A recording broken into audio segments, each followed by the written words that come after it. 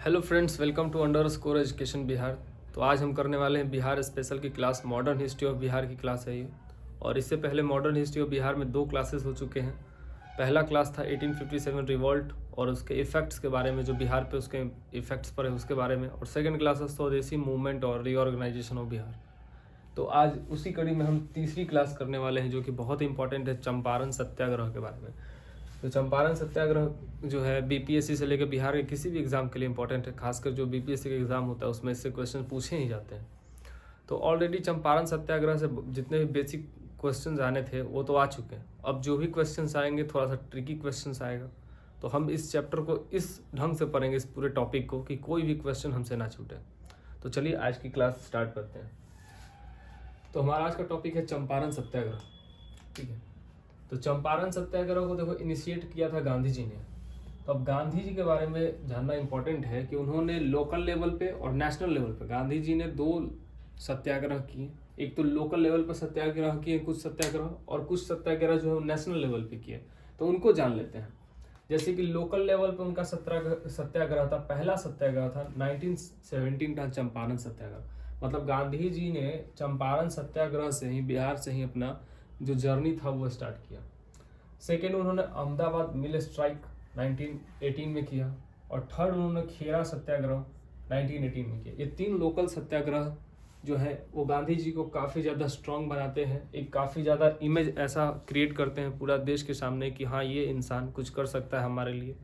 तो ये तीनों लोकल सत्याग्रह काफ़ी इंपॉर्टेंट है गांधी जी के। अब नेशनल सत्याग्रह में रॉलेट एक्ट, ये 1919 का है। और क्विट इंडिया मूवमेंट, और बहुत सारे सत्याग्रह नेशनल में बहुत सारे हैं, लेकिन ये 2 इंपॉर्टेंट है, क्विट इंडिया मूवमेंट और रॉलेट एक्ट। ये काफ़ी इंपॉर्टेंट गांधी जी के जो मूवमेंट्स है, सत्याग्रह है, उनका है। अब हम आते हैं सत्याग्रह के टूल्स के बारे में। जैसे कि गांधी जी ने, जैसे कि ये चंपारण सत्याग्रह हुआ, अहमदाबाद मिल स्ट्राइक हुआ, रॉलेट एक्ट हुआ, क्विट इंडिया मूवमेंट हुआ, तो उनमें गांधी जी ने कौन कौन से टूल्स को इस्तेमाल किया। टूल्स का मतलब हुआ कि कौन कौन से टैक्टिक्स, कौन से उपाय, किस तरह से उस सत्याग्रह को सक्सेसफुल बनाना है, उसके लिए कौन कौन से उपाय करने हैं, वो उसे टूल्स कहते हैं। तो हम देखते हैं कि कौन कौन से इंपॉर्टेंट टूल्स थे गांधी जी के। तो पहला टूल था civil disobedient movement. Gandhi ji का पहला टूल था सिविल डिसोबीडिएंट मूवमेंट। ठीक है। सेकेंड टूल था hunger strike. Civil disobedient movement, hunger strike और नॉन कॉपरेशन मूवमेंट। अब देखो तीनों क्या होता है। अब सिविल डिसओबीडिएंट मूवमेंट का मतलब क्या होता है। जैसे कि अंग्रेजों ने बहुत सारे लॉज बनाए हुए थे इंडिया में। ठीक है, तो उन लॉज को सारे इंडियंस को मानना पड़ता था, हमें भारतीयों को मानना पड़ता था उन लॉज को। अब बहुत सारे लॉज ऐसे थे जो कि हमें मतलब एक्सप्लॉइट करते थे, हमारे राइट्स को एक्सप्लॉइट करते थे, चाहे वो ह्यूमन राइट्स हो या और किसी तरह का राइट हो, फ्रीडम हो, लिबर्टी हो, ये सब राइट्स को, ह्यूमन के राइट्स को एक्सप्लॉइट करते थे इंडियंस के राइट का, अंग्रेजों के जो कानून थे। अब गांधी जी ने बोला कि देखो ऐसा है कि हम तुम्हारे रूल को नहीं मानते हैं, ये हमारे जो फ्रीडम ऑफ स्पीच है, लिबर्टी है, और हमारा जो भी राइट टू लिविंग, जो भी हम जीते हैं, जीने का राइट टू लाइफ जो भी है, इन सब को एक्सप्लॉइट करता है। तो हम ना तुम्हारे राइट्स को नहीं मानते हैं, तुम्हारे लॉज को नहीं मानते हैं। तो उस समय जब ये गांधी जी बोले तो उसका मतलब हुआ कि सिविल डिसओबीडिएंट मूवमेंट, इसी को कहते हैं हम लोग, कि पूरा मास स्केल पे सब लोगों ने गांधी जी के साथ बॉयकॉट कर दिया उन लॉज को, तो उसको हम बोलते हैं सिविल डिसओबीडिएंट मूवमेंट। अब हंगर स्ट्राइक क्या होता है। अब मान लेते हैं कि कोई कानून नया आया, या फिर कुछ भी अंग्रेज जो है वो कुछ लॉ एक नया ला दिया, या फिर कुछ भी फरमान जारी कर दिए, कुछ भी हुआ जो हमारे लिए अच्छा नहीं है, तो हम लोग क्या करेंगे। तो गांधी जी के पास जाते थे लोग, और गांधी जी बोलते थे चलो एक तो टूल हमने तुम्हें दिखा दिया कि सिविल डिसोबीडिएंट मूवमेंट है, सेकेंड टूल का इस्तेमाल करते हैं, वो है हंगर स्ट्राइक, मतलब भूख हड़ताल। अब गांधी जी सबके साथ बैठ जाते थे वहाँ पे, भूख हड़ताल कर देते थे कि जब तक तुम अपने कानून को वापस नहीं लोगे या फिर इस फैसले को वापस नहीं लोगे तब तक हम खाना नहीं खाएंगे। अब होता क्या था, अंग्रेज लोग डर जाते थे कि अगर बाई चांस गांधी जी मर जाते हैं या इतने लोगों की डेथ हो जाती है तो बहुत ज़्यादा एंगर होगा इंडियंस के मन में, और सत्ता जाने का उनको डर था। तो ये एक दूसरा टूल था, काफ़ी सक्सेसफुल टूल था। और थर्ड टूल था नॉन कॉपरेशन मूवमेंट। इसमें क्या होता था कि फिर से वही हाल, हमारा तुम्हारा नियम पसंद नहीं है, तुम जो आदेश लाए, ऑर्डर लाए, हमको पसंद नहीं है, तो हम कॉपरेट करना बंद कर देंगे। मतलब तुम फैक्ट्री चला रहे हो, हम उसमें काम करना नहीं जाएंगे, क्योंकि फैक्ट्री में जो काम करते थे वो वर्कर्स जो होते थे वो इंडियंस होते थे, और जो हाई लेवल रैंक पे बैठते थे वो कौन होते थे, ब्रिटिशर्स। तो जो वर्कर ही तो काम करता है, वो जो हाई लेवल पे बैठते थे वो हिसाब किताब का काम करते थे, कैलकुलेशन का काम करते थे, मैनेजमेंट देखते थे। लेकिन फैक्ट्री चलता है वर्कर से, एक मजदूर से। और मजदूर कौन था? इंडियन। तो इंडियंस लोग क्या करते हैं, गांधी जी बोलते थे कि कॉपरेट करना बंद कर दो, तो बोलते थे नॉन कॉपरेशन। कोई फैक्ट्री में नहीं जाएगा, कोई तुम्हारे स्कूल में पढ़ने नहीं जाएगा, कोई तुम्हारा घर में सफाई करने नहीं जाएगा, तुम्हारा जो कुक तुम रखे हो कोई खाना बनाने नहीं जाएगा तुम्हारे पास, मतलब कि एकदम पूरा शटडाउन, लॉकडाउन लग जाएगा तुम्हारे यहाँ। तो अंग्रेज उससे भी घबरा जाते थे। तो ये 3 टूल गांधी जी ने लोकल जो सत्याग्रह हुआ उसमें यूज़ किया, और यूज़ करके उन्होंने चेक किया कि क्या ये टूल्स जो हैं क्या ये कैपेबल हैं नेशनल लेवल पे। क्योंकि यहाँ देख रहे थे लोकल लेवल पे करके, इन्होंने देखा कि हाँ यार ये तो काफ़ी सक्सेसफुल है, उनको वो सक्सेस मिली। तो देखेंगे यार इसको हम नेशनल लेवल पर यूज़ करते हैं और हम फ्रीडम फाइट मूवमेंट में इसको इस्तेमाल करेंगे। तो इन्होंने टूल्स को शार्पन किया, मतलब तेज किया टूल्स को, और उसको फिर नेशनल लेवल पर उन्होंने यूज़ किया। अब हम पढ़ते हैं इन सब टूल्स के बारे में कि कौन सा फर्स्ट है। अब जैसे कि सिविल डिसोबीडियंट मूवमेंट। अब फर्स्ट सिविल डिसोबीडियंट मूवमेंट कौन सा था गांधी जी का, मतलब पहली बार उन्होंने कब लॉज को ठुकराया था, बोला था कि हमें तुम्हारे लॉज नहीं पसंद है, हम जबरदस्ती जाएंगे वहां पे। तो पहला वो था चंपारण सत्याग्रह 1917 का। 1917 का जो चंपारण सत्याग्रह था वो गांधी जी का फर्स्ट सिविल डिसोबीडियंट मूवमेंट था। तो ये बहुत बार इस तरह के क्वेश्चन आ चुके हैं कि चंपारण सत्याग्रह किस तरह का सत्याग्रह है, तो उसमें हमें टिक करना है सिविल डिसोबीडियंट मूवमेंट। और गांधी जी का पहला सत्याग्रह कौन था, तो चंपारण सत्याग्रह। पहला सिविल डिसोबीडियंट मूवमेंट कौन सा था, तो चंपारण सत्याग्रह। तो एक क्वेश्चन से किस तरह से 3 तरह का क्वेश्चन बन सकता है घुमा के, आपने देखा। तो अगर आपका कॉन्सेप्ट क्लियर है कि हाँ भाई क्या सिविल डिसोबीडियंट मूवमेंट होता है, हंगर स्ट्राइक क्या होता है, नॉन कॉपरेशन मूवमेंट क्या होता है, तो आपको रटने की जरूरत नहीं, तो आपको ये याद रखना है। और इसके बारे में हम डिटेल में बात करेंगे कि आखिर कैसे सिविल डिसोबीडियंट मूवमेंट क्यों इनिशिएट हुआ चंपारण में, उसके बारे में आगे हम बात करेंगे। अब हम देखते हैं फर्स्ट हंगर स्ट्राइक। पहला हंगर स्ट्राइक जो था वो अहमदाबाद मिल स्ट्राइक था। अहमदाबाद में एक कपड़े की मिल था, वहाँ पे गांधी जी ने हंगर स्ट्राइक किया था, क्योंकि उनको जो वहाँ के वर्कर्स थे उनको जो पेमेंट था वो कम मिल रहा था और बोनस नहीं मिल रहा था, उसके लिए ये स्ट्राइक हुआ। हमें इसको ज़्यादा पढ़ना इंपॉर्टेंट नहीं है, बस इसको जानना है कि फर्स्ट हंगर स्ट्राइक जो गांधी जी का था वो था अहमदाबाद मिल स्ट्राइक। और फर्स्ट नॉन कॉपरेशन मूवमेंट कब उन्होंने कॉपरेट करना बंद कर दिया, तो वो था खेड़ा सत्याग्रह में। ठीक है, खेड़ा सत्याग्रह, जो खेड़ा है, ये खेड़ा जो प्लेस है ये गुजरात में है। ठीक है, अहमदाबाद तो पता ही गुजरात में है, और चंपारण बिहार में। ठीक है, तो फर्स्ट जो नॉन कॉपरेशन मूवमेंट था गांधी जी का वो था खेड़ा स्ट्राइक। खेड़ा में जो उन्होंने स्ट्राइक किया था, नॉन कॉपरेशन मूवमेंट किया था, वो था पहला। ठीक है, तो ये आपको थोड़ा सा जानने की मतलब जरूरी है। उसके बाद हम लोग पढ़ते हैं कि what were the problems in Champaran. अब चंपारण में क्या समस्या था, ऐसा क्या प्रॉब्लम था कि वहाँ पे गांधी जी को आना पड़ा और चंपारण स्ट्राइक सत्याग्रह करना पड़ा 1917 में। तो एक किताब था इन 1860 में लिखा गया था, नील दर्पण जिसका नाम था, जिसको लिखे थे हम लोग दीनबंधु मित्रा ने। ठीक है, इन 1816 Neel Darpan, a book written by Dinabandhu Mitra. 1860 में एक किताब लिखा गया दीनबंधु मित्रा के द्वारा, जिसका नाम था नील दर्पण। काफ़ी इंपॉर्टेंट है ये काफ़ी इंपॉर्टेंट है।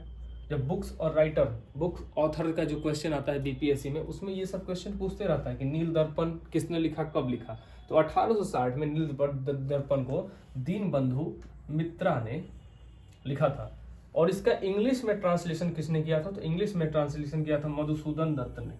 ठीक है, मधुसूदन दत्त ने उसका इंग्लिश में ट्रांसलेशन किया था। नील दर्पण एक बुक लिखा, मधुसूदन दत्त ने इंग्लिश में ट्रांसलेट किया। बेसिकली इस बुक में ये था कि इसमें बताया गया था कि देखो चंपारण में किस तरह से जो अंग्रेज है वो फोर्सफुली फार्मर्स को नील की खेती, इंडिगो का प्लांटेशन करने के लिए विवश कर रहे हैं। ठीक है, इसके बारे में हम लोग अगली स्लाइड में अच्छे से जानेंगे कि आखिर क्या चंपारण में प्रॉब्लम था, इस किताब में क्या लिखा हुआ था। और भी बहुत सारे मैगजीन्स छपे, जैसे कि पुकार था, इस सब में क्या क्या मतलब चंपारण के बारे में छपा था, जिससे कि गांधी जी को यहाँ पे आना पड़ा। ठीक है, तो अगली स्लाइड में हम बढ़ते हैं और देखते हैं कुछ चंपारण के बारे में।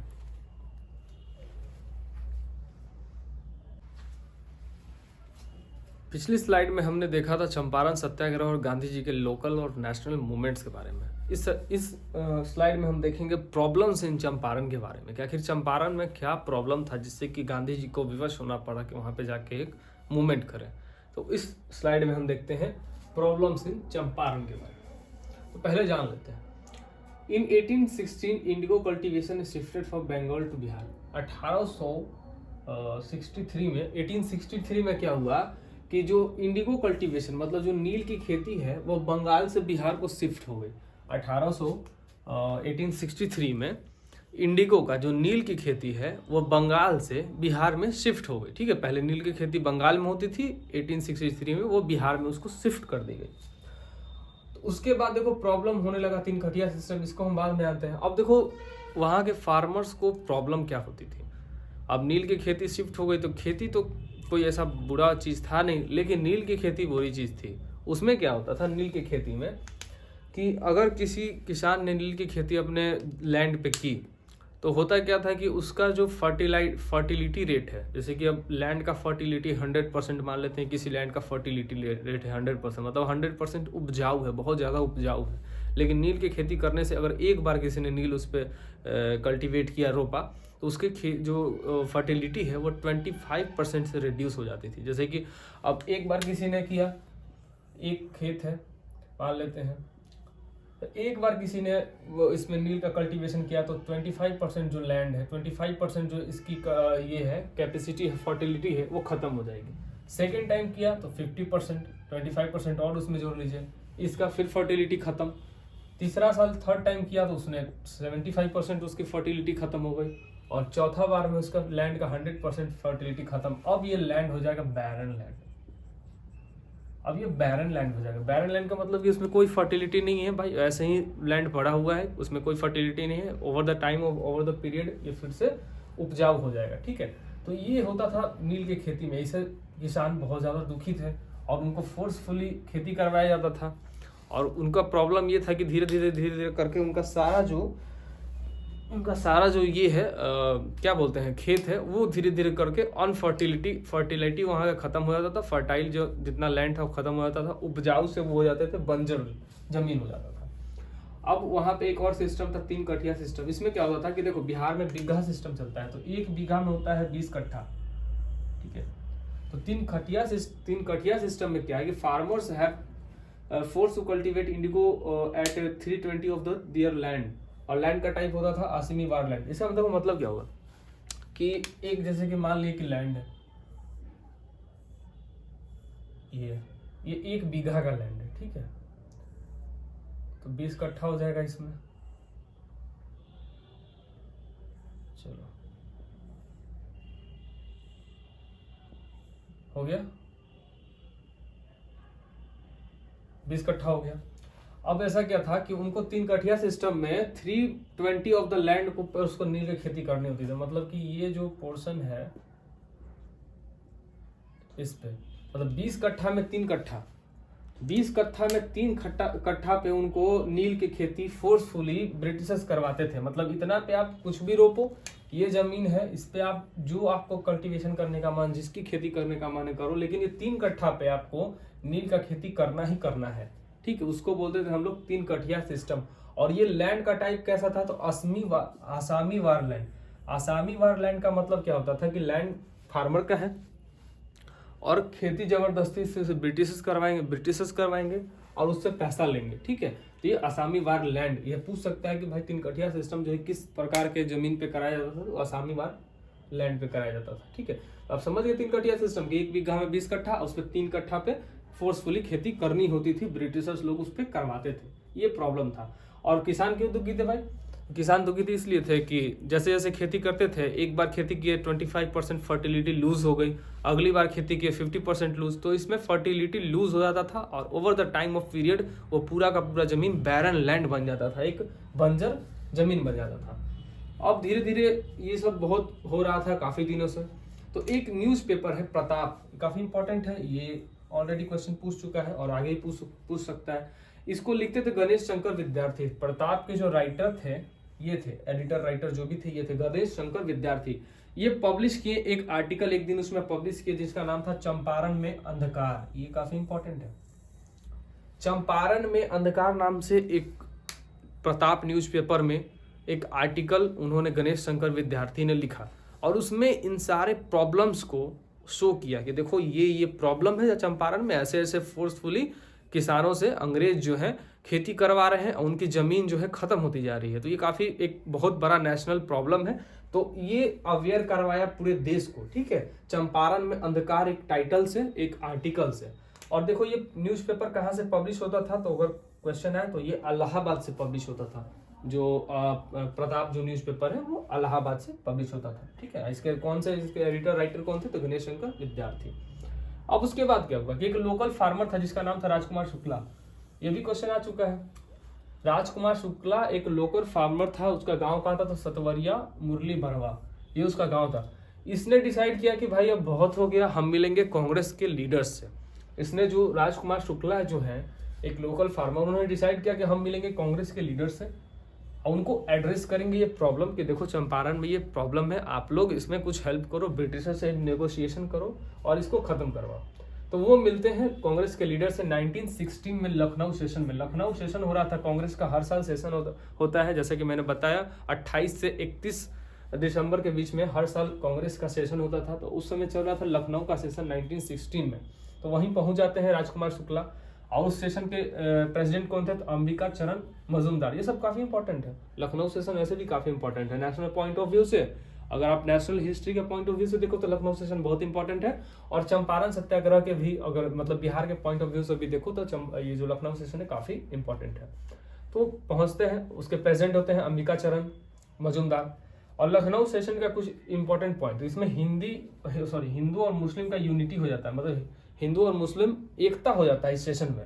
और दूसरा इसका सबसे बड़ा इसका उपलब्धि, इसका सबसे बड़ा प्लस पॉइंट और इम्पोर्टेंट पॉइंट है कि इसमें मॉडरेट और एक्सट्रीमिस्ट, गरम दल और नरम दल, ठीक है, उन दोनों का हो जाता है मिलाप, यूनाइट हो जाते हैं। जैसे कि हमने सेकंड वीडियो में, इससे पहले के वीडियो में हमने पढ़ा हुआ था रीऑर्गेनाइजेशन ऑफ बिहार में कि 1907 में सूरत स्प्लिट होता है। 1907 में सूरत का जो सेशन होता है जिसके प्रेसिडेंट होते हैं रास बिहारी घोष, उसमें एक फूट पड़ जाता है, स्प्लिट होता है। और उसके बाद गरम दल और नरम दल, मॉडरेट और एक्सट्रीमिस्ट बन जाते हैं। उसके बाद मैंने बताया था अनुशीलन समिति के बारे में। तो ये फाइनली 1916 में, मतलब 1907 के बाद 11 साल बाद ये फाइनली 1916 में, 9 साल के बाद मॉडरेट और एक्सट्रीमिस्ट जो है फिर से मिल जाते हैं, ठीक है। जो 1907 में सूरत स्प्लिट में अलग हुए थे, इसमें दोनों एक हो जाते हैं कांग्रेस में। और इसमें कैटलिस्ट कौन बनते हैं भाई, जो इन सबको मिलवाने वाले का काम कौन करते हैं, तो बाल गंगाधर तिलक। काफी इंपॉर्टेंट पर्सनालिटी है बाल गंगाधर तिलक, इनको याद रखना है कि यही एक कैटलिस्ट है इस लखनऊ सेशन में। ये सारा काम जो मिलवाने का काम किए थे इन्होंने किया था। और इस सेशन में एक और बहुत इंपॉर्टेंट है कि सरोजिनी नायडू, जिन्हें हम स्वर कोकिला बोलते हैं, ये बाद में कांग्रेस की फर्स्ट फीमेल प्रेसिडेंट भी बनी थी, फर्स्ट एनी बेसेंट और सरोजिनी नायडू। तो उसके बाद इन्होंने जिन्ना को, जो मोहम्मद अली जिन्ना है, उनको कहा था कि ambassador of Hindu Muslim unity. याद रखना, ये स्टेटमेंट कभी कभी देता है बीपीएससी कि हिंदू मुस्लिम यूनिटी का एम्बेसडर सरोजिनी नायडू ने किसे कहा था, तो जिन्ना को कहा था। या फिर ऐसे पूछते हैं कि जिन्ना को हिंदू मुस्लिम यूनिटी का एम्बेसडर किसने कहा था, तो वो सरोजिनी नायडू कहा था। तो काफी इंपॉर्टेंट है। तो बढ़ते हैं अपनी अगले स्लाइड में, उसमें कुछ और पॉइंट्स को हम लोग देखते हैं।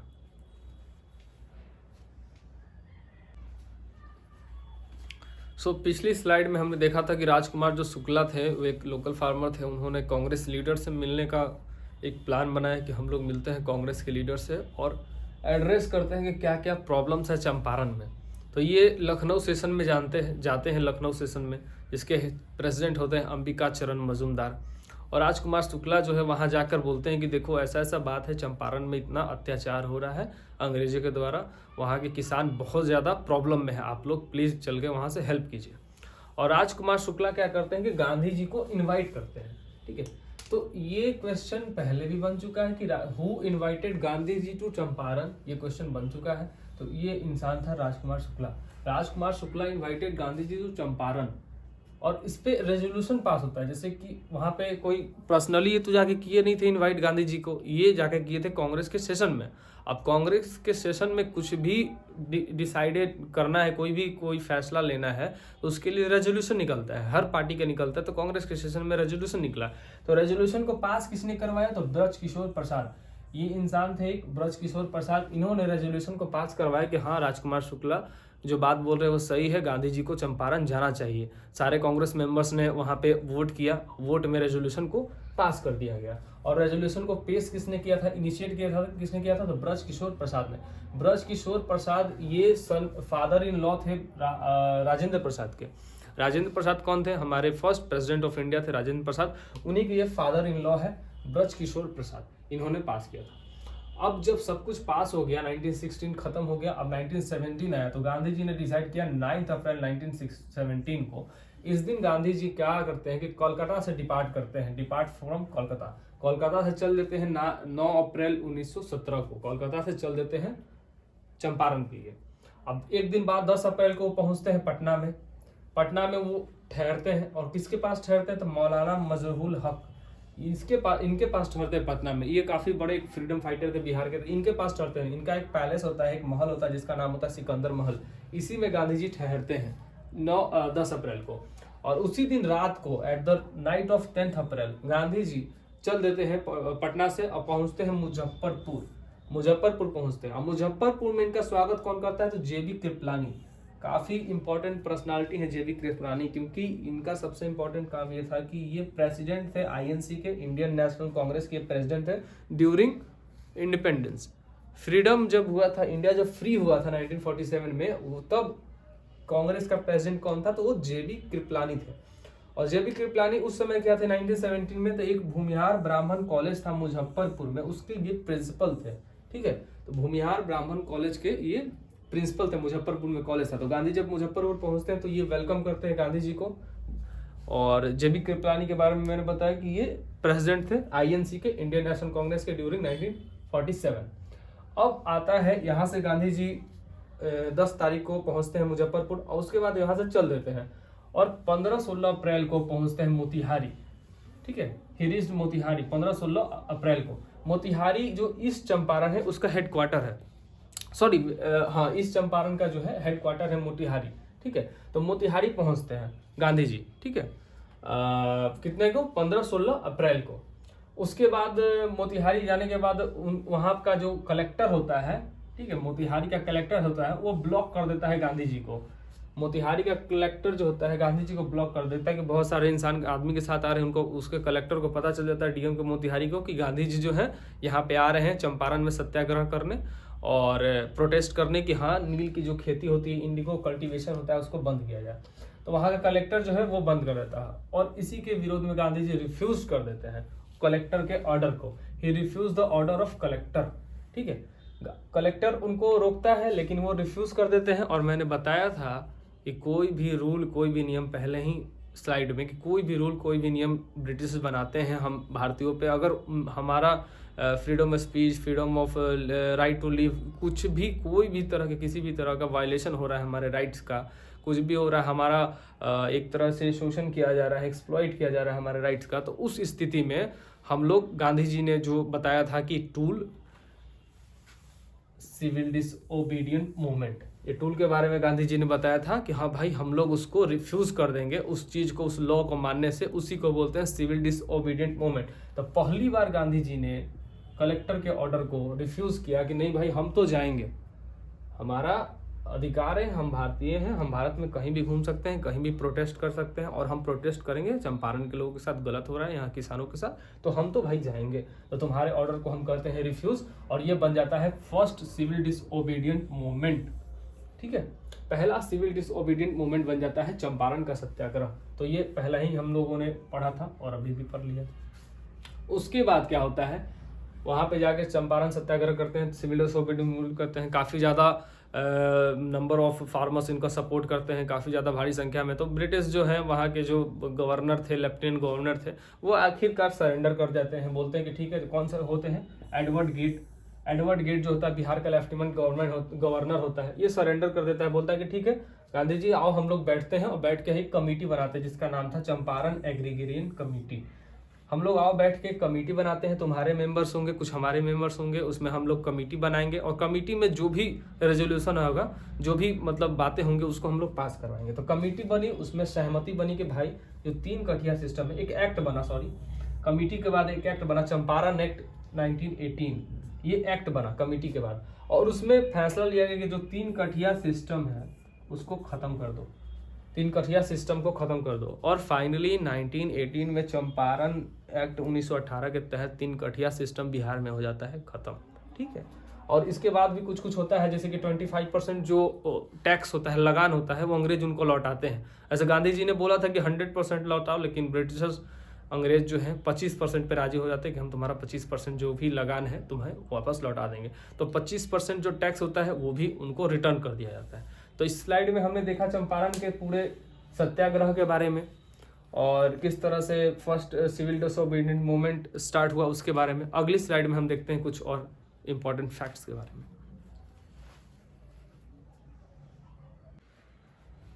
अब चंपारण सत्याग्रह तो गांधी जी ने सक्सेसफुली करवा दिया। अब ये काफ़ी ज़्यादा पॉपुलर हो गए पूरे कंट्री में। इससे पहले गांधी जी का नाम नहीं था पूरे कंट्री में, ये पहला उनका सत्याग्रह था, पहला सिविल डिसोबीडिएंट मूवमेंट था। और इसके बाद जो है पूरे कंट्री में गांधी जी बहुत ज़्यादा फेमस हो गए कि हाँ एक इंसान है जो कि नॉन वायलेंसली एक क्या बोलते हैं नॉन वायलेंस को, अहिंसा के मार्ग पे चल के नॉन वायलेंस के पाथ को फॉलो करके एक बहुत बड़े अंग्रेजी शासन से वो लड़ा और उसको सक्सेसफुली एक रिजल्ट के रूप में लाया कि हाँ भाई चंपारण में जो भी खेती होती थी कठिया सिस्टम उसको ख़त्म करवा दिया, लगान जो था वो करवा दिया। तो अंग्रेजों को झुका दिया एक इंसान ने नॉन वायलेंसली रूप से। तो काफ़ी ज़्यादा जो महात्मा गांधी है वो चंपारण सत्याग्रह के बाद फेमस हो गए पूरे इंडिया में।